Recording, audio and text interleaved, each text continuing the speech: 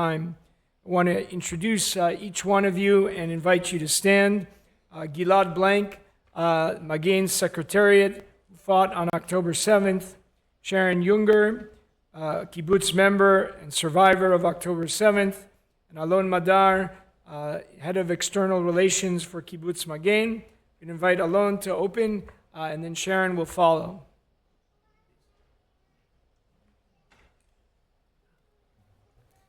Shabbat Shalom, Temple Emunah. I would first like to start with a thank you to Rabbi Lerner for opening up the doors of their community, and to you for opening your hearts and coming to join us today. I'd also like to thank Rachel Raz, who has been instrumental in connecting us to your community, and of course Ruth Kaplan, who has been a key to so many doors of communities here in Boston. This is our second trip to Boston. We were here 3 months ago. The name of this visit is 95.5, because if you ask anyone living in the Gaza envelope, they will tell you that life in that region is 95% paradise and 5% hell. The past year has been the 5% hell. 23 years ago, on 9/11, Americans experienced the crippling effect of a terror attack that was committed on American soil. The terrorists were clear about their intentions: to kill as many Americans as possible in the name of an extremist ideology. They hijacked planes filled with innocent passengers and used them as weapons to destroy the Twin Towers, a symbol of American pride. The similarities between 9/11 and October 7th, to me, are uncanny. On October 7th, terrorists attacked what symbolizes one of the successes of the Jewish dream, the 32 communities we know as the Gaza envelope. On October 7, the terrorists' goal was to annihilate the residents of the region and then continue deeper into the heart of Israel. On October 7th, planes were not hijacked, but innocent people were kidnapped from their homes and are still held hostage. For me, both calamities signify the diminishment of hope. And that's scary, because no hope means no view of a better future. And if we can't picture a better tomorrow, what do we have to pray for today? What do we have to dream of? Or what are we inspired by?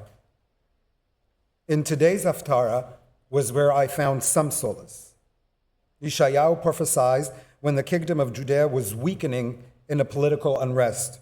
He envisions a future for the people of Israel and reminds them of Elohim's commitment. Roni akara, dance, O barren woman, is what Yeshayahu commands in the name of Elohim. Rejoice, even if you think everything is hopeless. To a barren woman, the inability to bring life is painful, not only in the present.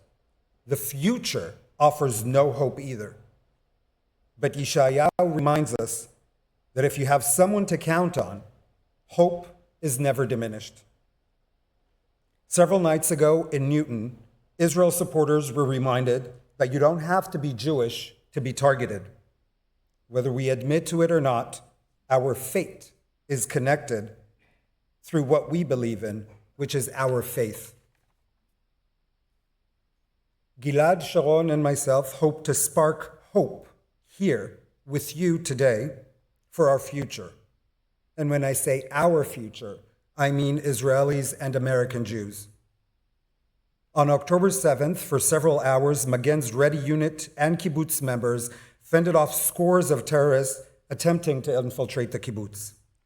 The terrorists tried infiltrating the kibbutz in 2 or 3 separate waves. Each wave was met by men and women willing to give up their lives while defending their homes and their families. The face-to-face combat for several hours was contained outside the kibbutz, on the first line of residences.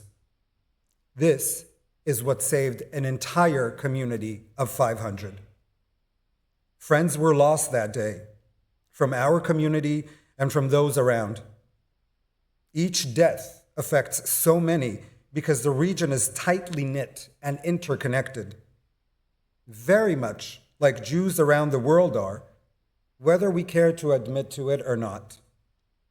Israelis still have much to learn about the experiences of Jewishness outside of Israel. Perhaps that could explain our people's drifting apart over the past decade or so, our ignorance to see each other's circumstances and not pass judgment. We would like to change that today and build new living bridges between your congregation and Magen's community. After the service, please join Gilad, Sharon, and myself to bear witness and to talk about the future of Israeli and American Jews. Shabbat Shalom and thank you.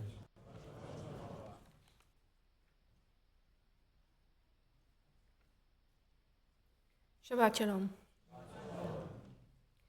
My name is Sharon Yunger. I was born in Kibbutz Magen 48 years ago and have lived there ever since. I am an interior designer by trade, but since October 7th, most of my time has been devoted to the rehabilitation of the kibbutz. I was in charge of the evacuation of the community to the hotel where we were displaced to for 11 long months. During the past year, I have rediscovered the importance and strength of a community. Facing the atrocities the entire region suffered, highlight that the Eshkol Regional Council is one big community which has the power to overcome. In 2 words, arvut hadadit, mutual bonds. When one suffers, all suffer. When one triumphs, all triumph.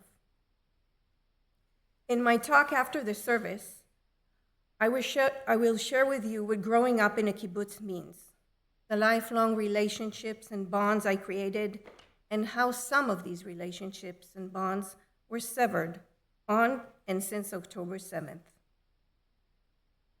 In the pages you were given out, you can see a partial map of the people I or my kids knew and had lost. We all strive to belong. A community provides a sense of belonging that has the power to pick us up when we are down. During the past 11 months, my kibbutz community and my regional community have lost too many members. I hope to find a sense of belonging here with you as well. Please join us after the service to talk about our community and how you can become a part of our community as well. Thank you.